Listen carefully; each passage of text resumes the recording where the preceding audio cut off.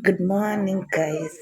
Welcome back to my YouTube channel. It's a very beautiful Sunday morning, and today I've woken up really early because I'm expecting a fundi in my house. So nasubiria fundi wa wallpaper aje aeke na mapema. He's coming from Mombasa, so I want to prepare myself some coffee and relax while I'm having my coffee as I wait for this fundi. So stay tuned and let's see what we'll be having on this vlog.